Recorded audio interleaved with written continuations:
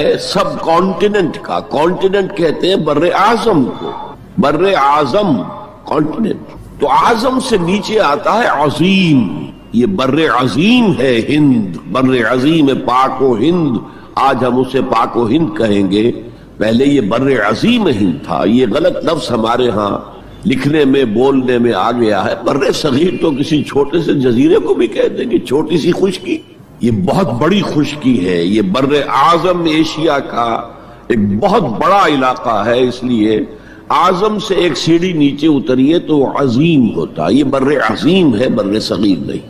اسی طرح مسلمان غیر اسلامی ریاست میں اس میں بھی ایک مغالطہ ہے, گویا کہ دنیا میں کوئی خالص اسلامی ریاست بھی ہے, جبکہ آج دنیا کی تمام مسلمان مملکتیں خالص غیر اسلامی ہیں.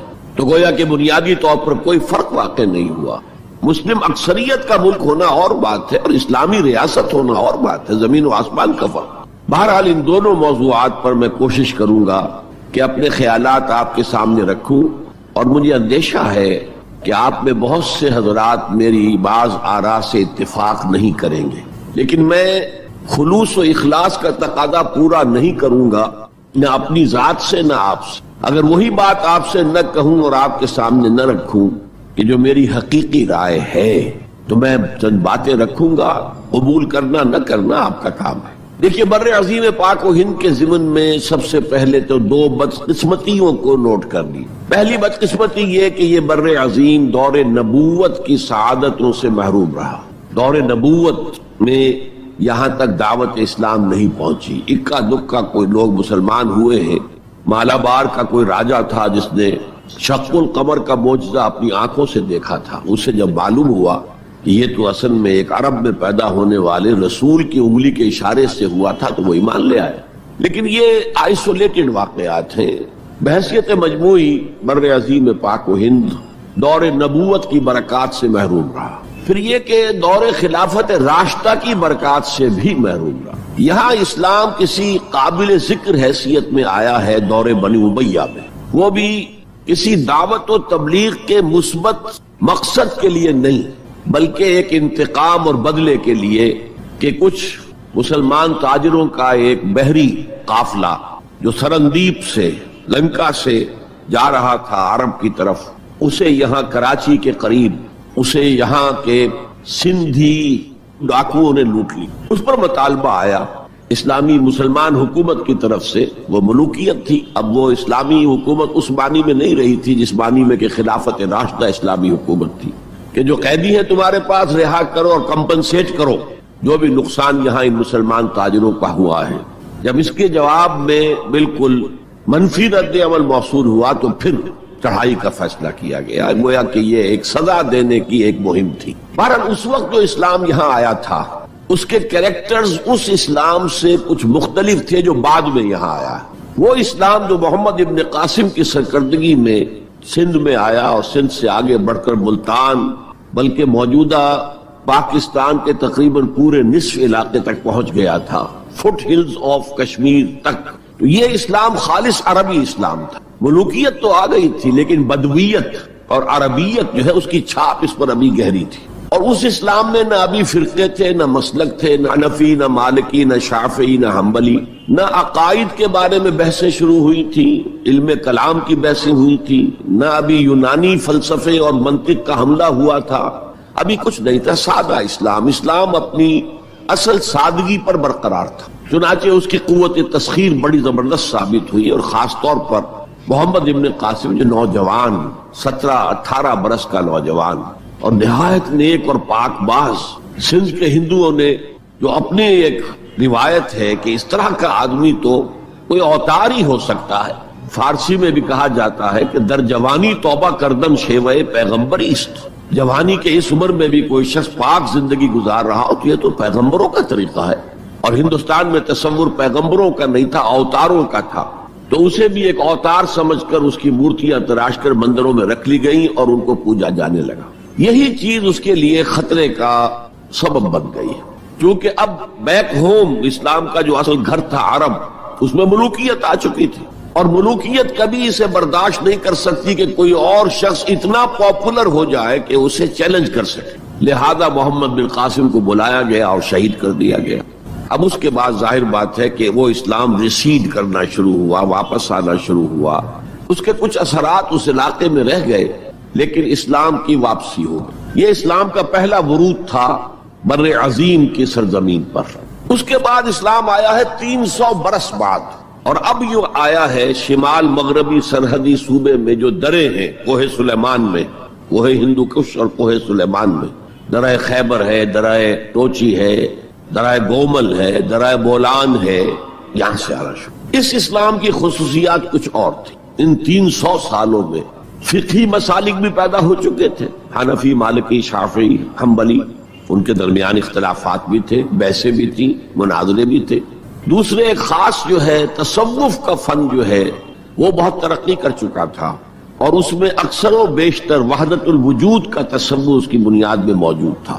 تیسری بات یہ نوٹ کیجئے کہ یہاں جو لوگ آئے وہ سب حنفی تھے، اور یہ ترک قبائل ہی تھے در حقیقت، اور ترکوں میں سے بھی غلام لوگ تھے، اسی لیے پہلا خاندان مسلمانوں کا یہاں خاندان غلاماں کہلاتا ہے۔ ترک غلام تھے یہ، جو اپنی ذاتی صلاحیت اور اپنی استعداد کی بنا پر ترقی کرتے کرتے بادشاہت کے مقام تک پہنچے۔ عالم اسلام میں اس وقت 2 عظیم جگہوں پر غلاموں کی حکومت تھی، اور اس سے اندازہ ہو سکتا ہے کہ اسلام میں غلاموں کا فیوچر کتنا روشن ہے۔ ممالک، مملوک، یہ مصر میں حکمران تھے، وہ بھی غلام تھے۔ خاندان غلامہ، قطب الدین ایبک، شمس الدین التتمش، یہ سب کون تھے؟ غلام تھے۔ بہرحال اب جو اسلام آیا اس میں قیادت کی ایک تسلیس پیدا ہو چکی تھی، توحیدی شان نہیں رہی تھی۔ خلافت راشدہ میں قیادت توحیدی تھی، خلیفہ وقت ہی حاکم بھی تھے، خلیفہ وقت ہی مجتہد بھی تھے، عالم بھی تھے، اور وہی سب سے بڑے اللہ والے بھی تھے۔ لیکن اس کے بعد جو اسلام میں قیادت جو ہے مسلمانوں کی 3 شاخوں میں بٹ گئی۔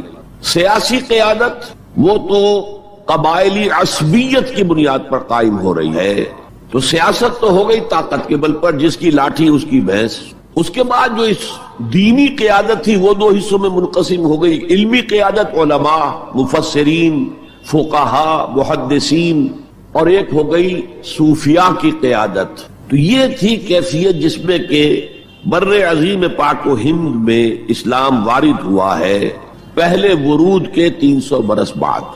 اب اس کے 500 برس کے بعد یہاں ایک اور ایلیمنٹ آیا، اور وہ تھا شیعیت کا۔ آپ کو معلوم ہے کہ سن 1000 عیسوی میں پاکستان کا جو علاقہ اس وقت کا ہے یہ عالم اسلام میں داخل ہو چکا تھا۔ شہاب الدین غوری وغیرہ کی حکومت وہاں تک تو تھی، البتہ دہلی پر 1206 میں تخت دہلی جو ہے مسلمانوں کا 1206 میں شروع ہوا۔ بہرحال اس کے بعد ہم کہہ سکتے ہیں کہ 300 برس بعد یہاں پر یہ شیعیت آئی ہے، داخل ہوئی ہے، ورنہ اس سے پہلے خالص سنی اسلام تھا اور خالص حنفی۔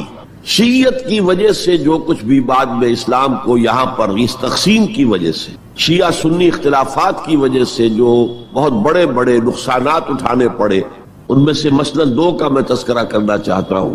ڈاکٹر امبیڈکر، انہوں نے فیصلہ کیا تھا میں مسلمان ہو جاؤں، گویا کہ یہاں کے اچھوتوں کا مسئلہ وہ اس طور سے حل کرنا چاہتے تھے کہ ہم این بلاک مسلمان ہوں، لیکن جب ان کے بارے میں معلوم ہوا تو پھر وہاں پہنچ گئے کچھ لوگ کہ آپ اس مسلک کو اختیار کریں یا اس کو کریں۔ وہ اسی حیث بحث میں پھر انہوں نے فیصلہ کیا کہ میں کوئی بھی نہیں اختیار کرتا، اگر کوئی ایک اسلام ہے ہی نہیں، اب میں ایک کو اختیار کرتا ہوں تو دوسرے سے میری مخاصمت ہو جائے گی، دوسرے کو اختیار کرتا ہوں تو پہلے سے ہو جائے گی۔ اب اگلا دور آیا، ہندوستان میں انگریز آ گئے۔ یہاں موجود بہت سے غیر مسلموں کو شاید میری باتیں اب کچھ ناگوار گزریں، لیکن کچھ حقائق ہیں جو تلخ ہیں لیکن حقائق ہیں، انہیں سمجھنا چاہیے۔ انگریزوں نے یہاں آ کر حکومت چھینی سی مسلمانوں سے بیشتر، ویسے تو یہ کہ ہندو راجے مہاراجا بھی تھے، لیکن بیشتر علاقوں میں تو مسلمان حاکم تھے، لہذا انہوں نے مسلمانوں کو دبانا بہت ضروری سمجھا، اس لیے کہ جو سابق حاکم ہو ان میں ایسپیریشنز پیدا ہوتی رہتی ہیں کہ ہم تھے یہاں کے حاکم، کیوں نہ واپس حاصل کریں۔ بغاوت کے ان کے اندر جراثیم مسلسل پروان چڑھتے، مسلمانوں کو دبایا اور ہندوؤں کو اٹھایا۔ کیوں کہ ہندوؤں کے لیے معاملہ صرف چینج آف ماسٹرز کا تھا، کوئی بڑا حادثہ تو نہیں تھا، پہلے مسلمانوں کے غلام تھے، اب انگریزوں کے غلام ہو گئے، اور اس اعتبار سے انگریز نے بھی انہیں قریب کیا اور ہندوؤں نے بھی مغربی علوم اور مغربی سائنسز کو پڑھنے میں بڑی سبقت کی۔ بنگال میں انگریز آیا، اور بنگال میں آپ کو معلوم ہے اکثر و بیشتر جو سائنسدان پیدا ہوئے جن کی کہ لکھی ہوئی ٹیکسٹ بکس جو ہے بہت عرصے تک استعمال ہوتی رہی ہندوستان میں، یہ کون تھے؟ چیٹرجی، بینرجی، سب کے سب بنگالی تھے۔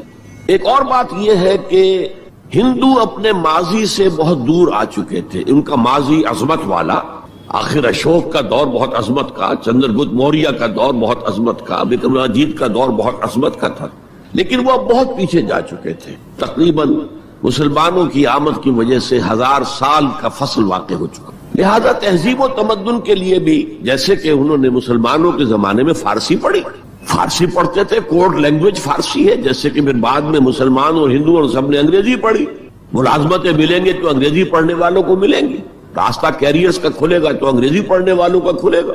اسی لیے کہاوت تھی ہندوستان میں، پڑھے فارسی اور بیچے تیل، دیکھو رے قسمت کے کھیل۔ اب فارسی پڑھ کے تو اسے کہیں حکومت کے اندر اہلکار ہونا چاہیے، اس کی حیثیت کچھ اور ہونا چاہیے، فارسی پڑھ کے اور تیل بیچنا۔ جبکہ مسلمانوں کا معاملہ یہ تھا کہ ان کی تو ابھی تہذیب اور تمدن، ان کی روایات ابھی تازہ تھی، لہذا جو غیر مسلم تھے یہاں کے، انہوں نے انگریزی علوم، انگریزی سائنس، انگریزی تہذیب، اس کو کھلے دل کے ساتھ خوش آمدید کہا، اور مسلمانوں میں ایک زبردست ڈویژن ہو گیا۔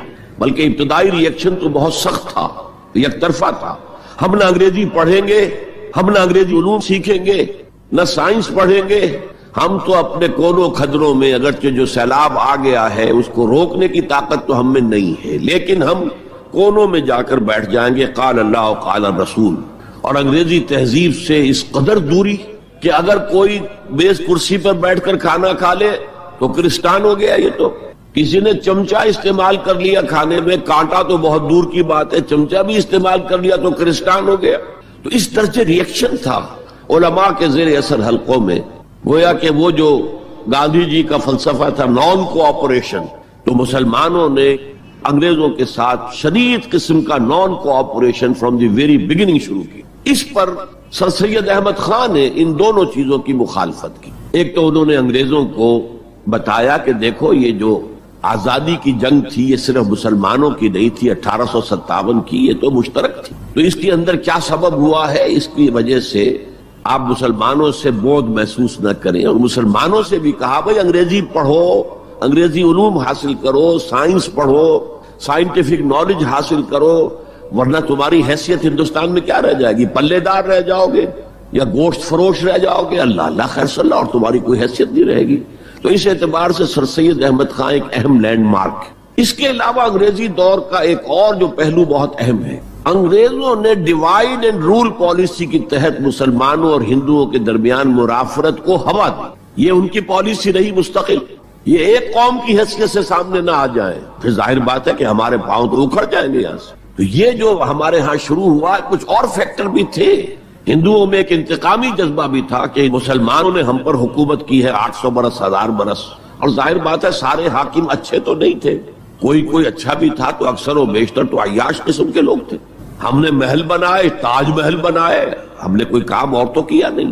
دین کی تبلیغ تو اولیاء اللہ نے کیا، صوفیاء نے کی، کبھی بھی سرکاری سطح پر، حکومت کی سطح پر یہاں تبلیغ اسلام کا اہتمام نہیں ہوا۔ ایک دو ایکسیپشنز ہیں، ایک راجہ گجرات کاٹھیا واڑ کے علاقے کا جس نے کہ تبلیغ کا اہتمام کیا، ایک راجہ کشمیر کا تھا جس نے تبلیغ کا اہتمام کیا، باقی حکمرانوں نے کوئی کوشش۔ آزادی سے قبل متصلاً جو کیفیت پیدا ہو گئی تھی، اس کا ایک اہم فیکٹر یہ تھا کہ مسلمانوں میں ہندوؤں کا ایک خوف پیدا ہو گیا، کیونکہ جو نظام اب بن چکا تھا وہ تو یہ تھا کہ ووٹ کی بنیاد پر فیصلے ہوں گے، ون مین ون ووٹ۔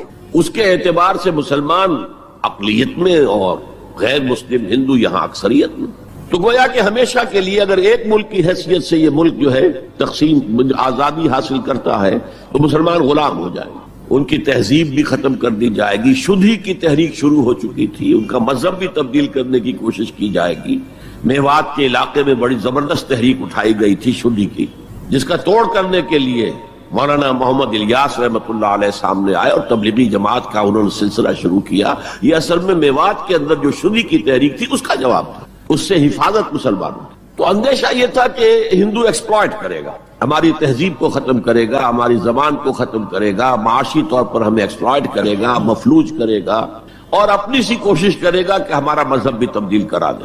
تو مسلمانوں کی ایک قومی جماعت، اگرچہ وہ شروع میں قومی اس کو کہنا غلط تھا، وہ نوابوں، جاگیرداروں، نواب زادوں ان کی جماعت تھی مسلم لیگ، جو 1906 میں قائم ہوئی. مسلمان عوام کا اس سے ساتھ کوئی نہ رابطہ تھا، نہ ان کا کوئی رابطہ عوام کے ساتھ. اس کی جو 1906 سے لے کر 1924 تک کی جدوجہد ہے، وہ ساری دفاعی جدوجہد تھی. ہمارے یہ حقوق ہونے چاہیے، ہمیں اس کی ایشورنس دی جانی چاہیے، ہمیں سیپریٹ الیکٹوریٹ دیا جائے، اور یہ کہ اس سے بھی آگے بڑھ کر ہمیں مرکز میں کچھ زیادہ حیثیت دی جائے تاکہ ہماری بھی کوئی حیثیت ہو، کوئی توازن پیدا ہو سکے. بس اسی پر ساری گفت و شنید تھی. اور اس کے ضمن میں محمد علی جناح جو ہیں وہ تو پروفٹ آف لو قرار دیے گئے تھے، اتحاد کا پیغام بر. وہ 1906 میں تھے انڈیا میں موجود، مسلم لیگ میں شامل نہیں ہوئے تھے، کانگریس کے رکن تھے. اس کے بعد 1913 میں جا کر مسلم لیگ میں شامل ہوئے ہیں مولانا محمد علی جوہر کے کہنے پر. پھر بھی کانگریس کے رکن بھی رہے، مسلم لیگ کے رکن بھی رہے، اور انہوں نے حتی الامکان کوشش کی کہ کوئی فارمولا ایسا بن جائے جس پہ کہ اتحاد ہو جائے اور ضمانت مل جائے کہ مسلمانوں کے ساتھ کوئی اس قسم کا سلوک نہیں کیا جائے گا کہ وہ بالکل یوں سمجھیے کہ ایک نیچے لگ کر رہ جائیں اور ان کی کوئی حیثیت نہ رہے. لیکن وہ ناکام ہوئے، شدت کے ساتھ ناکام ہوئے، اور پھر اس درجے مایوس ہوئے کہ ہندوستان چھوڑ کر جا کر انگلستان میں بس گئے، اور وہاں انہوں نے اپنی لیگل پریکٹس شروع کر دی. ایس ایم اکرام صاحب جو ایک بڑے مصنف ہیں، آب کوثر، موج کوثر، رود کوثر کے جو مصنف ہیں، وہ اہم ترین کتابیں ہیں 3 مسلم انڈیا کی، political as well as cultural history, ثقافتی جو معاملہ ہے وہ بھی ساتھ ساتھ ہر دور میں کیا اس کا رنگ رہا ہے. تو اس کو بہت ہی سمجھیے ایک بڑے ماہرانہ انداز میں انہوں نے بہت عمدگی کے ساتھ مرتب کیا ہے. وہ اس وقت آکسفورڈ میں پڑھ رہے تھے، طالب علم تھے، نوجوان. وہ ملے محمد علی جناح سے. اس وقت تک ابھی وہ قائد اعظم کا تو خطاب انہیں نہیں ملا تھا، محمد علی جناح. اور ان سے کہا آپ ہندوستان چھوڑ کے کیوں آ گئے؟ ہندوستان کے مسلمانوں کو تو آپ کی ضرورت ہے. تو انہوں نے سخت الفاظ کہے تھے کہ ہندو ناقابل اصلاح ہے. یہ اس وقت کی ہندو قیادت پر ان کا تبصرہ تھا. اور مسلمانوں کا حال یہ ہے کہ ان کا کوئی لیڈر مجھ سے صبح جو بات کرتا ہے شام تک ڈپٹی کمشنر یا گورنر تک پہنچا دیتا ہے. تو ایسی قوم کی قیادت میں کیسے کروں؟ لیکن اصل میں ایک ٹرننگ فیکٹر آیا ہے، turning point in the history of Muslim league movement, and that was 1930. اس میں جو الہ آباد میں مسلم لیگ کا سیشن ہوا تھا، اس میں خطبہ صدارت دیا تھا علامہ اقبال نے. علامہ اقبال اس سے پہلے ہندوستان میں ایک سور پھونک چکے تھے کہ اب اسلام کی نشأت ثانیہ کا دور آنے والا ہے، اسلام جو ہے دوبارہ دنیا کے اندر برسر عروج آئے گا. ایک امید افزا صورتحال علامہ اقبال نے اپنی ملی شاعری سے پیدا کر دی. کتاب ملت بیضا کی پھر شیرازہ بندی ہے، یہ شاخ ہاشمی کرنے کو ہے پھر برگ و بر پیدا. سبق پھر پڑھ صداقت کا، شجاعت کا، عدالت کا، لیا جائے گا تجھ سے کام دنیا کی امامت کا. نوا پیرا ہو اے بلبل کے ہو تیرے ترنم سے، کبوتر کے تنے نازک میں شاہی کا جگر پیدا. اور ویسٹرن سویلائزیشن کو انہوں نے چیلنج کیا تھا. دیار مغرب کے رہنے والوں، خدا کی بستی دکان نہیں ہے، کھرا جسے تم سمجھ رہے ہو وہ اب ذرے کم عیار ہوگا. تمہاری تہذیب اپنے خنجر سے آپ ہی خودکشی کرے گی، جو شاخ نازک پہ آشیانہ بنے گا ناپائیدار ہو. یہاں فرسٹ ورلڈ وار کے بعد جو عالم اسلام کی کیفیت ہوئی تھی، اس پر کس قدر یاس انگیز، نا امیدی سے بھرا ہوا مرثیہ مولانا حالی نے لکھا تھا. قوم کی زبان اس وقت وہ تھی، قومی شاعر جو ہے قوم کی زبان ہوتا ہے. پستی کا کوئی حد سے گزر نہ دیکھے، اسلام کا گر کر نہ ابھر نہ دیکھے. مانے نہ کبھی مد ہے ہر جزر کے بعد، دریا کا ہمارے جو اتر نہ دیکھے. اور آخر میں جو مناجات بحضور سرور کونین صلی اللہ علیہ وسلم، اے خاصہ خاصان رسول وقت دعا ہے، امت پہ تیری آ کے عجب وقت پڑا ہے. وہ دین جو بڑی شان سے نکلا تھا وطن سے، پردیس میں وہ آج غریب الغربا ہے. اسی قسم کے مرثیے علامہ شبلی نے کہے، مولانا حمید الدین فراہی نے کہے. لیکن اقبال پہلا شاعر ہے جس نے کچھ مرثیے بھی کہے ہیں. جب انگلینڈ جاتے ہوئے وہ گزر رہے تھے سسلی، جزیرہ سسلی کے پاس سے جہاز گزر رہا تھا، تو دل میں ہوک اٹھی ہے. کبھی یہ مسلمان جہاز رانوں کا مرکز ہوتا تھا، بیس ہوتا تھا. رولے اب دل کھول کر ہے دیدہ خونابہ بار، وہ نظر آتا ہے تہذیب حجازی کا مزار. تھا یہاں ہنگامہ ان سیرا نشینوں کا کبھی، بہر بازی گاہ تھا جن کے سفینوں کا کبھی. کہا ہے مرثیہ بھی کہا، اقبال کے ہاں مرثیہ ہے. لیکن ساتھ ہی ایک امید افزا پیغام کہ اب دوبارہ نکل کے صحرا سے جس نے روما کی سلطنت کو الٹ دیا تھا، سنا ہے یہ قدسیوں سے میں نے، وہ شیر پھر ہوشیار ہوگا۔ یہ جو عوامی ایک فضا ان کی شاعری سے پیدا ہو چکی تھی، ملی شاعری سے، انہوں نے 1930 میں آ کر مسلم لیگ کی موومنٹ میں اس کا انجیکشن لگا دیا۔ اسی طرح چلتی ہوئی ایک تحریک تھی، 1906 سے آئی تھی، 24 برس ہو چکے تھے 1930 تک، اب اس میں ایک انجیکشن لگا دیا گیا، احیاء اسلام۔ اس خطبے میں علامہ نے ایک طرف مسلم قومیت کو بہت مستحکم کیا دلائل کے ساتھ، عمرانی دلائل، پولیٹیکل سائنس کے جو مستحکم اصول ہیں ان کی بنیاد پر کہ مسلمان ایک علیحدہ قوم ہے۔ اور نمبر 2 انہوں نے کہا، اور یہ ایک پروفیسی تھی، ایک طرح کی مستقبل کے بارے میں ایک پیشن گوئی تھی، تجویز نہیں تھی۔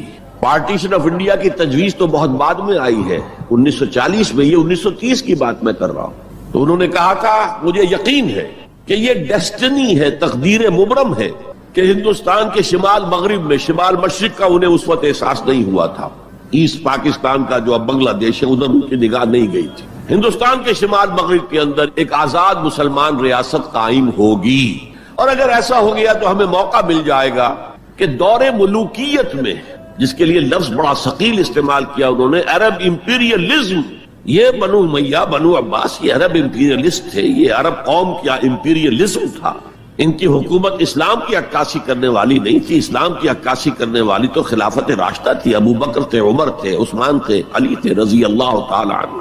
تو دور ملوکیت میں یا دور عرب امپیریلزم میں جو داغ دھبے آ گئے ہیں اسلام کے چہرے پر، انہیں صاف کر کے اور صحیح اسلام کی ایک شکل دنیا کو دکھائیں، یہ انجیکشن ہے پازیٹیو مقصد کا۔ اس وقت تک، اس سے پہلے تک تحریک صرف ایک منفی جذبے پر چل رہی تھی، ہندو کا خوف، ہندو اکثریت کا خوف، ایکسپلائٹیشن کا اندیشہ، لیکن اب اسے ایک مثبت بنیاد مل گئی۔ 1932 میں قائد اعظم گئے انگلستان، لندن، گول میز کانفرنس میں، جناح صاحب اس میں شریک نہیں تھے، اس لیے کہ وہ تو ویسے سیاست کا میدان چھوڑ چکے تھے۔ اس موقع پر پھر علامہ اقبال نے ملاقاتیں کی ہیں جناح صاحب سے، اور وہی انجیکشن ان کو بھی لگا، اور انہیں پھر آمادہ کیا کہ آئیں واپس ہندوستان، اور اس انجیکشن کے حوالے سے مسلمانوں نے ہند کو منظم کرے اور جمع کرے۔ تو یہ پھر تحریک پاکستان جو ہے، چونکہ مسلمانوں کے جذبات کے ساتھ اس کی ہم آہنگی، معجزہ ہو گیا کہ مسلم مائنورٹی کے پروونسز نے کس طریقے سے یکجا اور یکسو ہو کر اس موومنٹ کو سپورٹ کیا، حالانکہ انہیں معلوم ہے کہ کسی بھی حساب سے ان کے تو پاکستان میں شامل ہونے کا کوئی امکان تھا ہی نہیں، بلکہ تحریک مسلم لیگ اصل میں مائنورٹی پروونسز کی تحریک تھی۔ جو صوبے بعد میں پاکستان میں شامل ہوئے ہیں ان میں سرحد میں تو کانگریس کی حکومت تھی ٹل دی لاسٹ ڈیٹ، پنجاب میں یونینسٹ حکومت تھی ٹل دی لاسٹ ڈیٹ، صرف ایک سندھ تھا مغربی پاکستان میں کہ جو وہاں مسلم لیگ کی حکومت تھی۔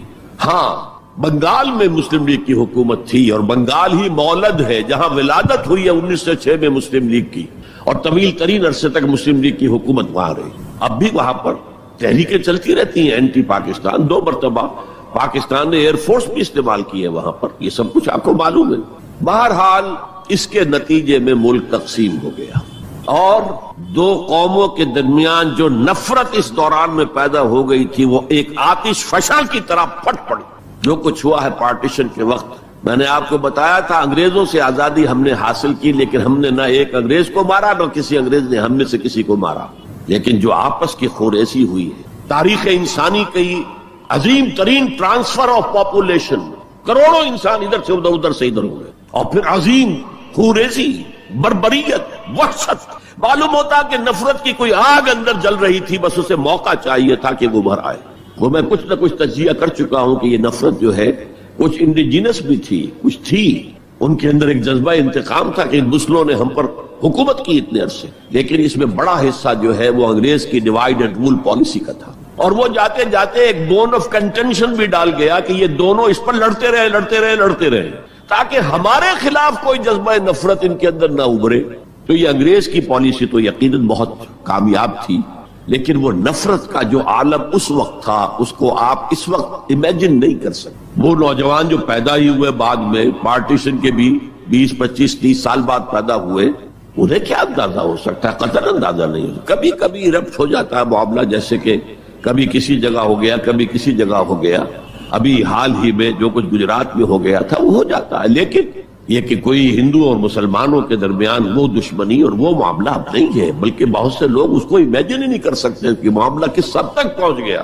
اس کے بعد ایک خیال یہ تھا ہندوستان میں کہ پاکستان جلدی ختم ہو جائے گا، اور اس کی کوششیں بھی کی گئیں۔ پاکستان کے حصے کا روپیہ روک لیا گیا، پاکستان کے حصے کے ہتھیار روک لیے گئے۔ پاکستان نے اس کو محسوس کیا کہ it's a threat to its existence, جس کے نتیجے میں، جس کے رد عمل میں وہ امریکہ کی جھولی میں جا گرا۔ It was a reaction. میں اسلامی جمعیت طلبہ کا ناظم اعلیٰ تھا 1953 میں۔ ہمارے وزیر اعظم اس وقت تھے خواجہ نادم الدین، وہ لاہور کے دورے پر آئے تھے۔ میں طلبہ کا ایک وفد لے کر ان سے ملنے گیا۔ ایک تو اس زمانے میں وہ اینٹی قادیانی موومنٹ چل رہی تھی، اور اس میں بہت کچھ تو خون لاہور میں ہوا تھا، اس کے بارے میں میں نے کچھ باتیں کی۔ اور پھر میں نے ان سے کہا یہ میڈو اس بلا کا نام ہے، میڈو تھی اس وقت، مڈل ایسٹ ڈیفنس آرگنائزیشن، آپ کن بندروں میں ہمیں باندھ رہے ہیں؟ بہت ہی بھلے آدمی تھے۔ مجھے واقعہ یہ ہے کہ ایک ہی میری تو ملاقات ہے، لیکن اس شخص کی شرافت کا اور سادگی کا جو نقش قائم ہوا میرے دل پر، وہ آج تک موجود ہے۔ دیکھیے یہ معاملہ جو ہے یہ حکومت کا ہے، یا آپ نوجوان ہیں، طالب علم ہیں، آپ کا اس سے کوئی سروکار نہیں۔ میں ذرا نٹ کھٹ قسم کا تھا اس وقت بھی نوجوان۔ میں نے کہا جناب آپ ہمیں ان بندروں میں باندھ کر آپ چلتے بنیں گے، ملک تو ہم نے سنبھالنا ہے بعد میں۔ We must know what you are doing. بس یہ کہنے پر اچھا آگے کوئی جواب نہیں۔ دیکھیں الفاظ 3 جملے ان کے سنا رہا ہوں، یہ پوری ہماری تاریخ کا لب لباب بنتا ہے۔ دیکھیے پنڈت جی تو نہیں چاہتے نا کہ پاکستان قائم رہے، پنڈت نہرو، اور ہم اکیلے تو ہندوستان کا مقابلہ نہیں کر سکتے نا، تو ہمیں تو کوئی سہارا چاہیے نا۔ 3 جملے، یہ پاکستان کی فورن پالیسی کا اول روز سے کارنر سٹون ہے۔ بلکہ یہاں میں ذرا ضمنی طور پر بتا دوں کہ پاکستان کے قائم ہونے اور قائم رہنے میں کتنا بڑا ہاتھ اور کتنا بڑا دخل پنڈت نہرو کا ہے۔ دیکھیے ایک جینیس شخص تھا ابوالکلام آزاد، جینیس، اس میں کوئی شک نہیں، اور کیبنٹ مشن پلان کا مرتب کرنے والا وہی تھا۔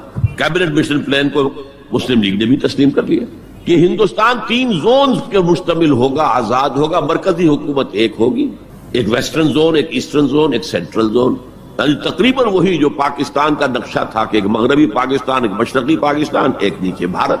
سینٹرل گورنمنٹ کے پاس فلاں جو ہے یہ اہم ترین چیزیں تو سینٹرل گورنمنٹ کے پاس ہوگی، فورن پالیسی ہوگی، بجٹ ہوگا، مالیات کا معاملہ ہوگا، ڈیفنس ہوگا، یہ ان کے پاس ہوگا، کمیونیکیشنز ہوگی۔ باقی یہ ریجنز جو ہیں ان کو حق ہوگا وہ اپنے اپنے فیصلے کریں، اپنے معاملات چلائیں، اپنے قوانین بنائیں۔ ایک شق اس میں ایسی تھی کہ 10 سال کے بعد کسی بھی حصے کو، کسی زون کو سیسیڈ کرنے کا، علیحدہ ہونے کا حق حاصل ہوگا۔ گویا کہ کم سے کم 10 سال کے لیے آزاد پاکستان کا مطالبہ ختم، قائد اعظم نے مان لیا۔ تو اب اگر کوئی امکان تھا تو وہ 10 سال کے بعد تھا نا۔ اب کس نے بنوایا پاکستان؟ وہ تو چونکہ مولانا آزاد اس درجے بددل ہو چکے تھے، قائد اعظم نے انہیں شو بوائے کہہ کے اتنا جو ہے بددل کر دیا تھا کہ انہوں نے کانگریس کی صدارت چھوڑ دی۔ تو کہا گیا ان سے آپ صدارت قبول کریں، نہیں، پنڈت جی ہو گئے صدر۔ اور پنڈت جی سے جب پوچھا گیا کیبنٹ مشن پلان کے بارے میں تو انہوں نے کہہ دیا ایک دفعہ ہندوستان آزاد ہو جائے پھر کون کسی کو علیحدہ ہونے دیتا ہے۔ بات تو سچی تھی، نکل جاتی ہے جس کے منہ سے سچی بات مستی میں، فقیہ مسئلہ بھی سے وہ رندے بادہ خار اچھا۔ بات تو سچی تھی لیکن کہنے کی نہیں تھی اس وقت۔ اس پر فوراً قائد اعظم نے ریورس گیئر لگایا کہ اگر نیتیں گئے تو پھر ہم نہیں مانتے، وی آر گوئنگ بیک۔ تو عالم واقعہ میں پاکستان کس نے بنوایا 1947 میں؟ ہسٹری کا تجزیہ کیجئے، سمجھئے کہ یہ کچھ اللہ تعالیٰ کی مشیت تھی۔ تمام انسانوں کے دل حضور کی ایک حدیث کے مطابق اللہ کی 2 انگلیوں کے مابین ہوتے ہیں، وہ جدھر چاہتا پھیر دیتا۔ یہ اللہ کی حکمت تھی۔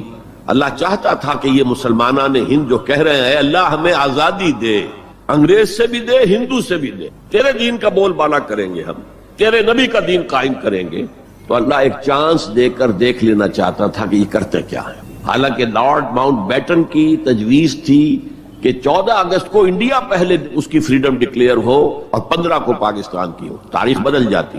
یہاں کے پنڈتوں نے کہا کہ 14 جو ہے وہ منحوس دن ہے، لہذا انہوں نے کہا 15 تو 14 کو پاکستان، وہ 27ویں شب تھی رمضان مبارک کی۔ یہ اصل میں ایسا ہی معاملہ ہے جیسے کہ مصر میں بنی اسرائیل نے حضرت موسیٰ سے کہا تھا کہ اے موسیٰ تمہارے آنے سے پہلے بھی ہم پر تشدد ہوتا تھا اور ہمیں ہر طرح ستایا جاتا تھا، تمہارے آنے کے بعد بھی حال ہمارا تو وہی ہے، ہماری تو کوئی بھلائی نہیں ہو سکی، تو حضرت موسیٰ کا ایک جواب جو ہے وہ وہاں پر منقول ہے، عَسَىٰ رَبُّكُمْ أَن يُهْلِكَ عَدُوَّكُمْ، قریب ہے کہ تمہارا رب تمہارے دشمن کو ہلاک کر دے، وَيَسْتَخْلِفَكُمْ فِي الْأَرْضِ، اور تمہیں زمین میں طاقت دے، فَيَنْظُرَ كَيْفَ تَعْمَلُونَ، پھر وہ دیکھے گا تم کیا کر، وہ انہوں نے جو کچھ کیا تھا وہ اس کی تاریخ میں آپ کے سامنے بیان کر چکا ہوں۔ اب صورتحال تبدیل ہو رہی ہے، اب تعلقات کے بحال ہونے کا معاملہ تیزی کے ساتھ جاری ہے، دوستی کی طرف قدم بڑھ رہے ہیں، بالکل وہ بات جو علامہ اقبال نے اپنے اسی خطبے میں کہی تھی کہ ویسٹ پاکستان وہ جو بھی ہوگا، اس وقت پاکستان لفظ تو استعمال نہیں کیا تھا، وہ ہندوستان کی حفاظت کا ذریعہ بنے گا۔ ہندوستان پر ہمیشہ حملہ آور ہوا نارتھ ویسٹ سے، ہمالیہ کراس کر کے تو کوئی آ نہیں سکتا، اور تاریخ میں پہلی مرتبہ انگریز آئے تھے سمندر کے راستے سے، باقی تو جو آیا وہ کوئی ہن آئے، منگولز آئے، پٹھان آئے، جو بھی آیا ادھر ہی سے آیا ہے۔ تو یہ جو ہے ہندوستان کی پروٹیکشن کا ذریعہ بن جائے گا، اور واقعہ یہ ہے کہ بن گیا، ورنہ یہ کہ کمیونزم سویپ کر کے پورے انڈیا کو لے جاتا۔ یہ پاکستان کے اندر وہ جو بھی مذہبی جذبہ ہے، چاہے وہ مثبت طور پر بروئے